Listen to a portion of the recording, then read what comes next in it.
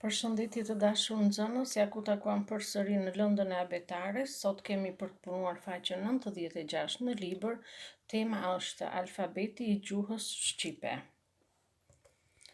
Rezultatet e të nxënit sipas kompetencave kyçe. Nxënësi njeh alfabetin e gjuhës shqipe, i përdor këto shkronja në fjalë e fjali të ndryshme, pasuron fjalorin me fjalë e shprehje të reja, evidenton vlerat e gjuhës shqipe sipas poetëve të ndryshëm. Situata e të nxënit: lojë, cila shkronjë është e 15-ta, e 17-ta, e 19-ta. Fjalë kyçe: gjuhë, peshë, vlerë, pasuri, zanore, bashkëtingëllore, përpjekje. Lidhja me fushat e tjera: artet, shoqëria dhe mjedisi. Metodologjia dhe veprimtaritë. Evokim klaster. Ç'dim për gjuhën shqipe? Gjuha shqipe është e bukur, është gjuhë e vjetër, flitet nga të gjithë shqiptarët kudo që ndodhen.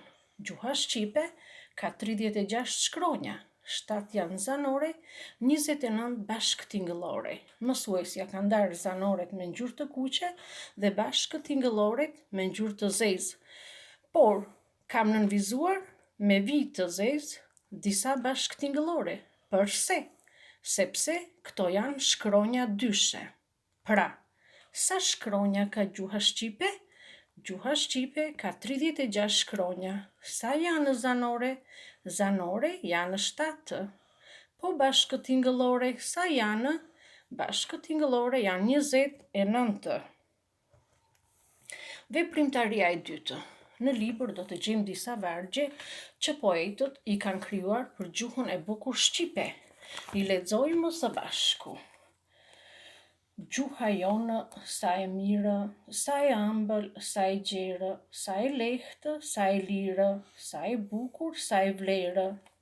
Për mbi za që lëshon bylbyli, gjuha shqipe më shungullon. Për mbi erë që jep zymbyli, pa da zemrën më ngushllon.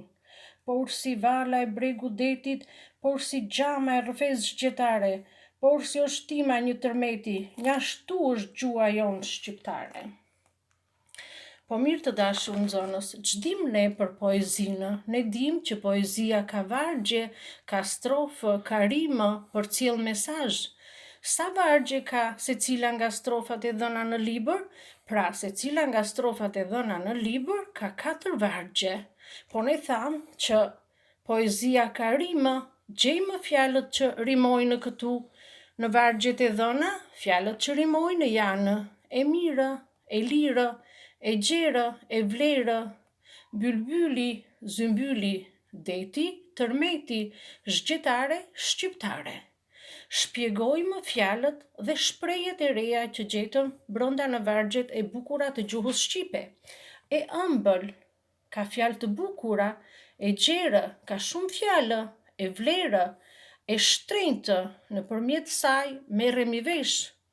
Gjergj Fishta e krahason gjuhën shqipe me valën e bregut, me gjamën e rrëfez zgjetare, me ushtimën e një tërmeti. Mjeda e krahason me zërin e bylbylit, me erën e zymbylit. Flasim pak për jetën e shkrimtarëve. Ndre Mjeda, Gjergj Fishta dhe Naim Frashëri. Këta të tre krijuan vargje shumë të bukura për gjuhën shqipe. Ndre Mjeda lindi në Shkodër, është cilësuar si një ndër letrarët më të mëdhenj të gjuhës shqipe. Naim Frashëri lindi në Frashër të Përmetit, ishte poet dhe shkrimtar shqiptar, figura qendrore e letërsisë së rilindjes shqiptare. Fishta lindi në fshatin e vogël Fishtë të Zadrimës. Jetën e filloi si bari, por shumë shpejt bie në sy për zgjuarsinë e tij. Pra, njohuritë rreth shkrimtarëve janë edhe sipas grup moshave të nxënësve.